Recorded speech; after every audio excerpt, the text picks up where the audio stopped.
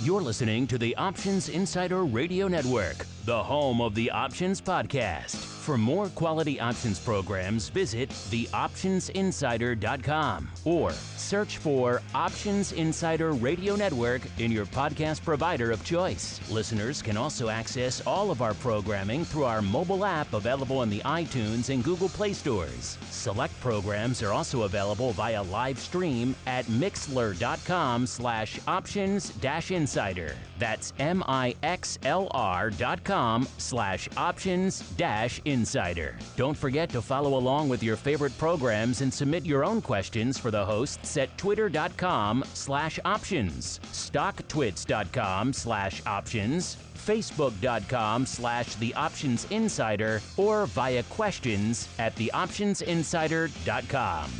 The Options Insider Radio Network is sponsored by Fidelity Investments. Fidelity's Option Trade Builder tool can help you confidently build an options trade in 3 simple steps. Just choose a strategy, select a contract, and then review the benefits and risks of the trade. Learn more about Option Trade Builder at fidelity.com/options. Options trading entails significant risk and is not appropriate for all investors. Certain complex option strategies carry additional risk. Before trading options, contact Fidelity Investments by calling 800-544-5115 to receive a copy of the characteristics and risks of standardized options. Fidelity Brokerage Services, LLC, member NYSE SIPC.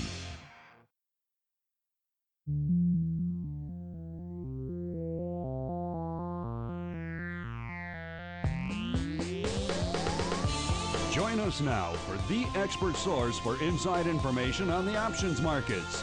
It's time for Options Insider Radio with your host, Mark Longo.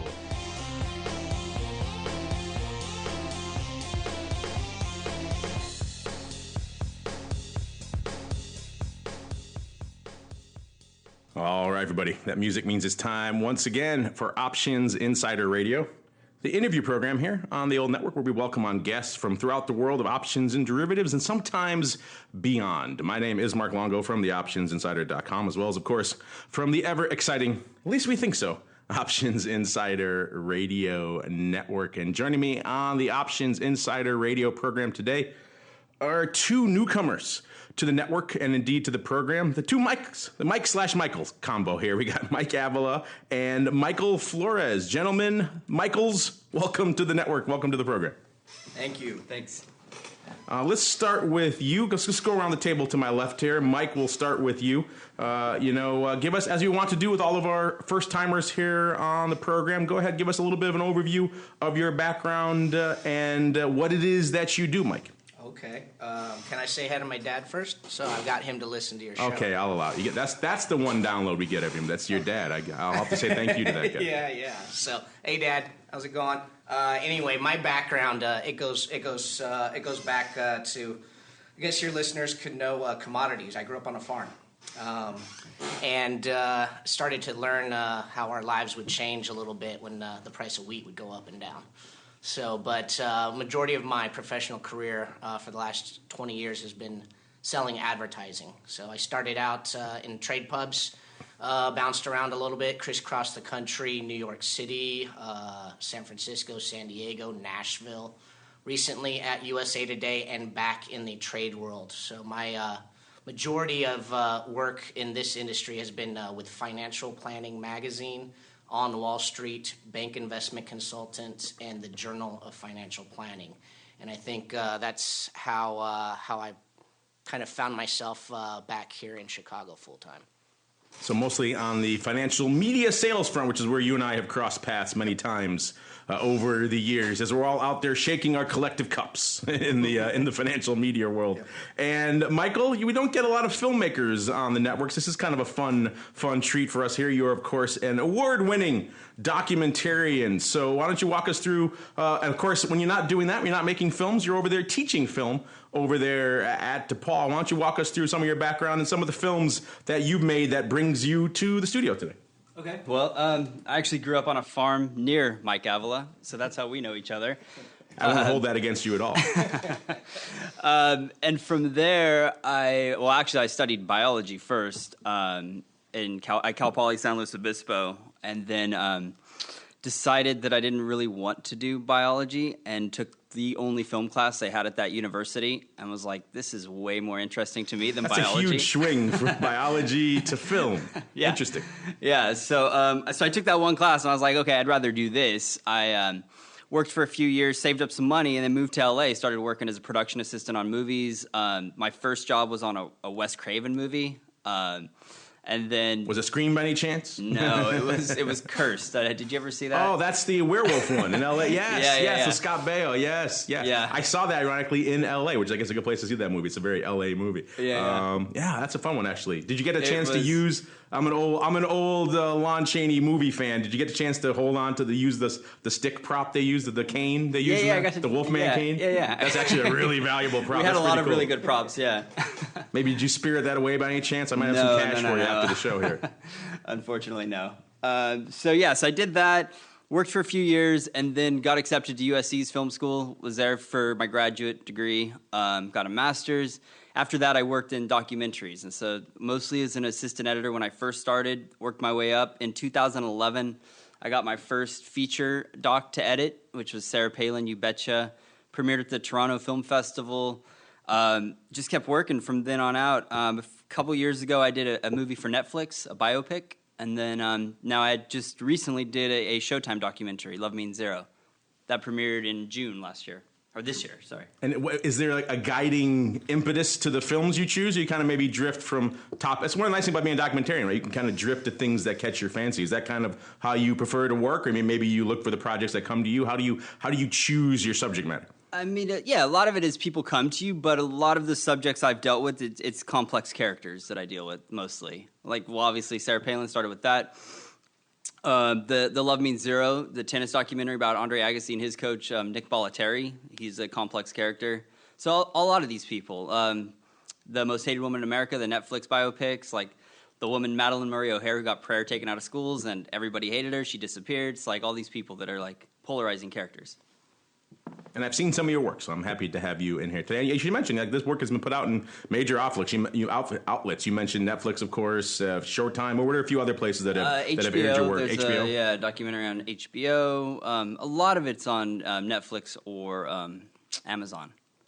That's a great lot of outlets these days, which is a great segue to many reasons you guys are in the studio today. Maybe Mike, we'll start with you on this one. Kind of, it's an interesting idea you guys first broached with me recently, because we see a lot of people coming to you. One of the reasons you're on this particular network is, there's a lot of different things out there people are looking to trade and indeed invest in. We see a lot of people coming to us all the time with all sorts of interesting alts. We play. Options are considered by many to be in the alts category. I mean, looking at the different spectra of funds out there. So the notion of what you guys are doing, I think, is kind of interesting. Maybe putting together a different type of alt people might actually enjoy, which is something along the lines of, or maybe you can call it like a private equity for film. I don't know, Mike. How would you characterize it, sir? Well, my experience of working in media and especially financial media, it's all about the budget, and so I'd categorize this as an alternative investment private equity fund that deals with compelling media that would allow a legacy to live forever. And I realized always putting a video asset with a piece of media and telling a story makes it more compelling, and therefore your engagement factor is higher. And every objective that I worked on is getting that engagement as high as possible for a conversion rate, whether it's a click, a view, a dial, whatever it is. If you're recruiting at a BD, recruitment and retention, it's the engagement. If you're selling, watching budgets go up and down, they went from annuities to ETFs back to the BDs, recruiting because there were breakaway brokers. So, 20 years in this industry, I keep going back to it's all about the budget, and you can't make movies without money. And all the research I've done in this subject matter, they said the hardest thing to do was finding the money, and that's kind of the producer's job. So that's kind of where I'm here today, and with the technologies and tools and our combined resources, this is actually the path of the least resistance for me and my friends, and I only want to work with my friends from now on. So what are you doing here? I mean, you and I, oil and water here. Well, I grew up with Mike, and what he forgot to say is at Cal Poly, I left. We were roommates, and I left to go study media, and he had to stay there and study biology, and I was supposed to do ag business, and half a year in, I was like, I want to go make movies, and I went and saw a counselor, and we didn't do a Google search. We pulled out a catalog and looked through the California State program, and I found one.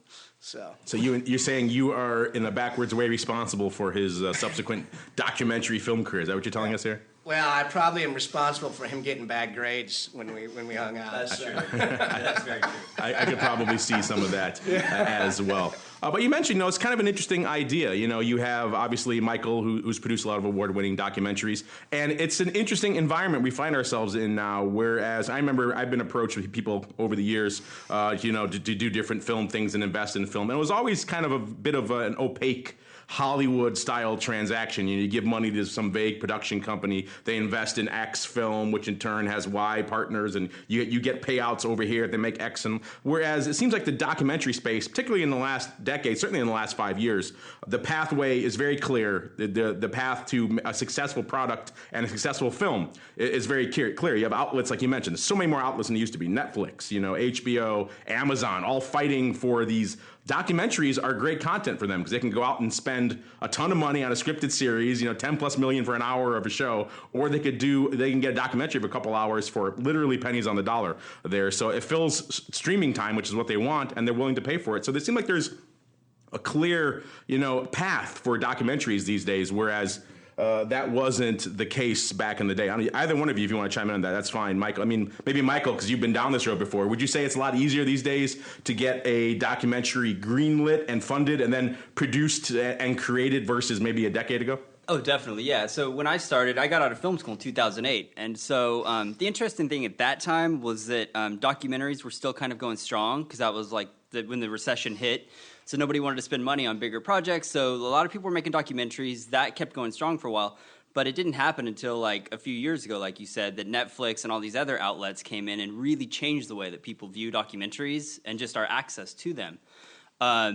So it's interesting. This year is the first time in history that 3 documentaries in the past few months have made over $10 million at the theater. And they attribute that to the fact that people are watching more documentaries on Netflix or Amazon, whatever, and they like them, and so now they want to see them, and so they can actually put them in theaters, make money there, and then put them on the streaming sites afterwards. So it's changed dramatically. Yeah, I don't know how many people I talk to these days who view Netflix almost primarily as a documentary platform. I'm going to go watch some documentaries on Netflix tonight. It's kind of, that's their use case for it. They want to go home, and they'll watch some of the scripted stuff too, but they primarily it's almost like a fun discovery thing. Let's go see what I can learn about tonight, and it's usually some esoteric thing. Maybe it's Ken Burns' Prohibition, or maybe, like you mentioned, one of yours about the atheist woman that everybody hated, or some weird esoteric thing that you maybe never considered. That's one of the fun things about documentaries, is that you're enjoying yourself, but you're probably learning something at the same time. So it's an easy sell for people who maybe feel like, oh, I'm wasting time if I'm just Netflix and chilling. I'm just wasting time. But if I'm learning something, there's value to it. Mike, is kind of interesting for us too, and obviously for our audience here who focus a lot on the investing side, to have that clear pathway, that clear trajectory now that they didn't have a few years back, where if you have a documentary and you obviously, Michael's got a track record already, so that helps out of the door. He's produced some projects, so they know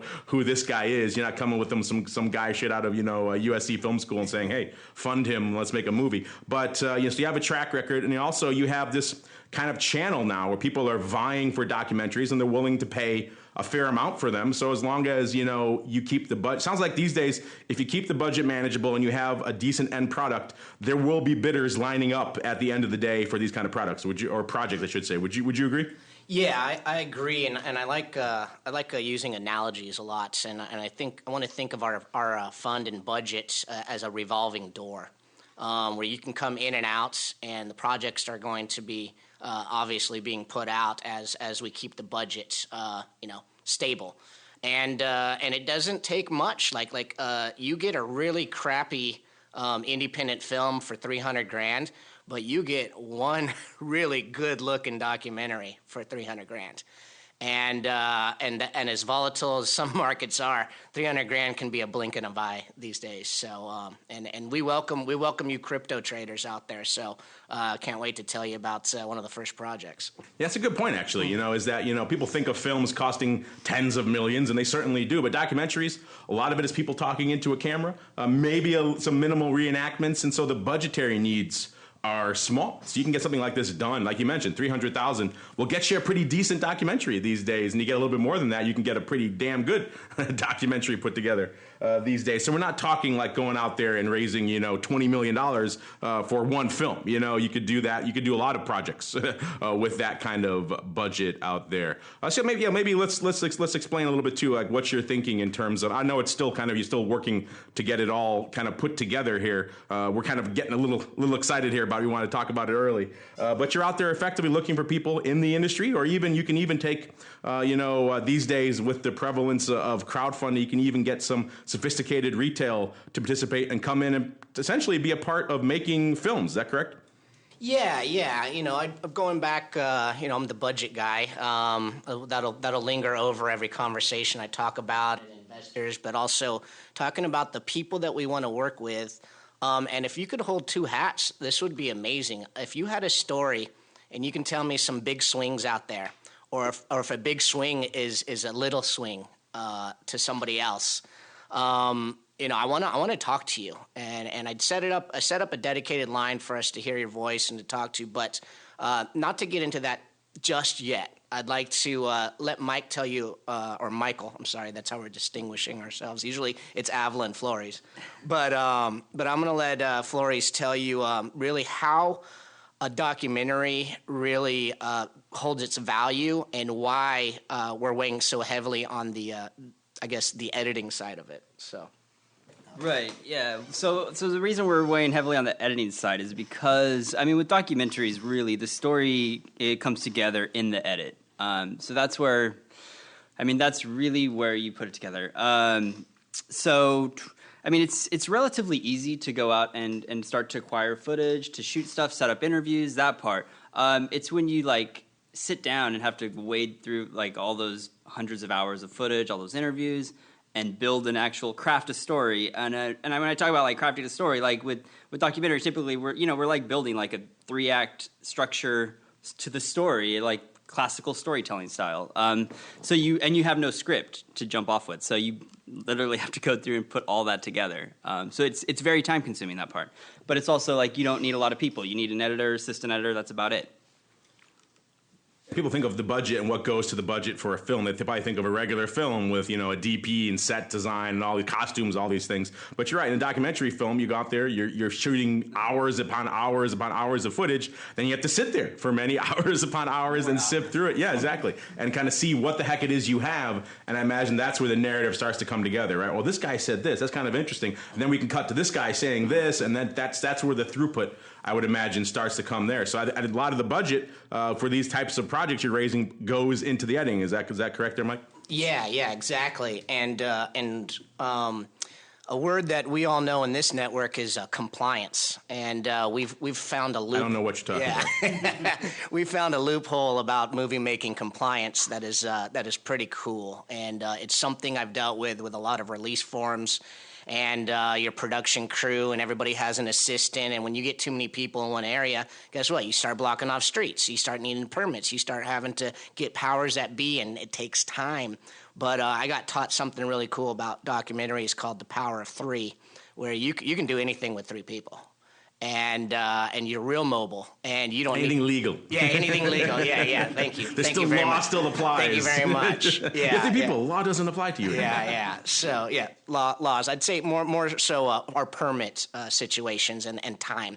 So with a production crew of 3, I could bounce around Chicago at 4 locations in one day and collect all the content, dump it on Mike's desk, and say, I need this edited. Make some time, find me the right editors, get into your Rolodex, and let's make this happen. And so the Power of 3 is going to really help the budget work smarter, but also allow the experts who are the editors tell a complex story and make it compelling. So. So you save on the budget there because you don't have a big crew. You only have 3 guys effectively. And then also it saves you on a lot of you're right, the red tape, especially in and around Chicago, that tends to pop up. So if you can kind of move guerrilla style and shoot, get the footage in and get it to the editors, that's really all you kind of need. So you got a pretty streamlined production pipeline. You got a nice kind of defined editing kind of workload, and then you have an actual kind of outlet pipeline in terms of outlets that are willing to compete and vie with for a product like this or something like this. Once you have a film completed, you would go to, I'm assuming, maybe a Sundance, something like that, or would you even just go directly? Because Michael, obviously, you've worked with the Netflixes and the Showtimes before. Would you go directly to them? What would be your preferred MO for putting a film like this out there? I mean, you can go either way, to be honest. A lot of the stuff I work on, even if it's funded by someone like Netflix or Showtime, like we still take it to a festival because they want to get, that. Oh, really? They don't want to just have it instantly to them. They want to kind of show it off a little bit first? Exactly, yeah. So you want to take it around the world, build up some anticipation for the release. Because that helps it gets buzz, right? Exactly. Yeah, so a lot of times that's how it works. So in terms of like going to those, though, you can actually make the film yourself, submit to the festivals, and then try to sell it to Netflix or whoever, or you can take it to them in the early stages and see if they're interested in to pitch in to help make the movie, and then they would own it, but you would still probably take it to festivals. Speaking of the early stages, that's kind of where you guys are right now, and I've spoken to you guys a little bit about this off the air as well. You're kind of working on what the first potential project might be in this pipeline, which is kind of exciting. It's kind of near and dear to my heart, which is one of the reasons why you guys are on here today.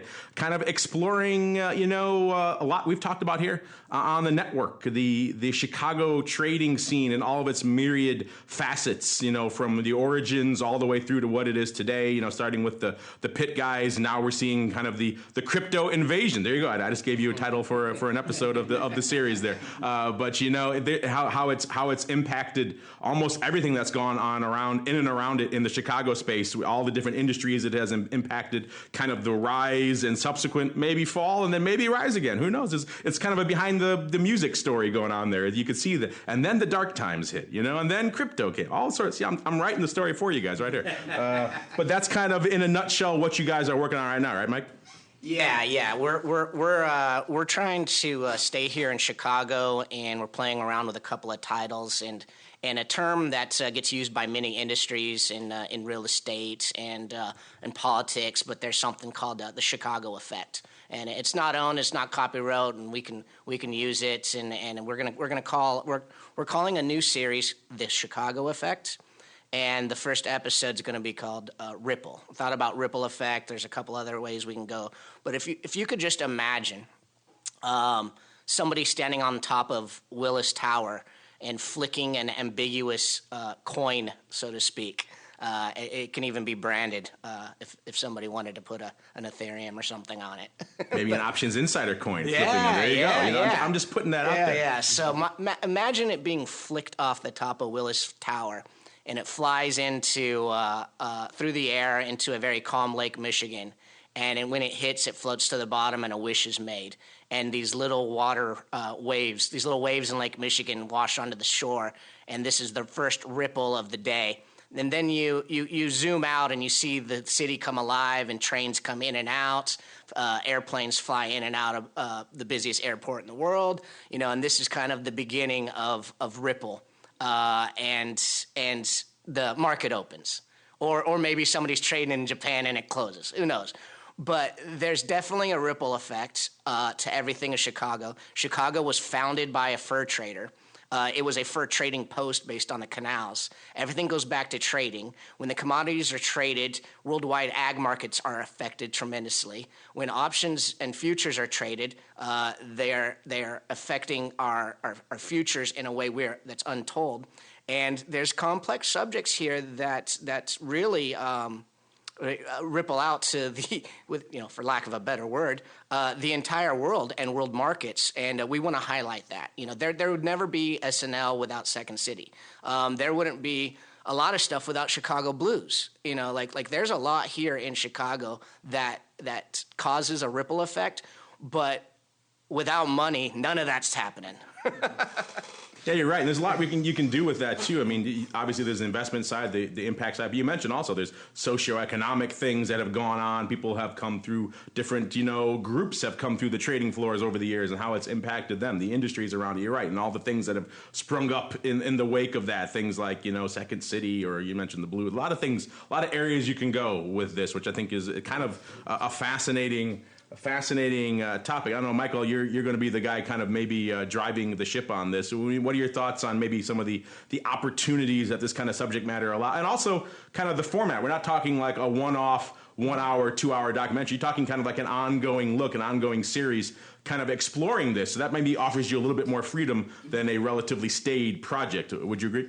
Yeah, definitely. Yeah. I mean, the nice thing about this type of project is, we can address a different topic every episode and do, like hour-long, 45-minute episodes.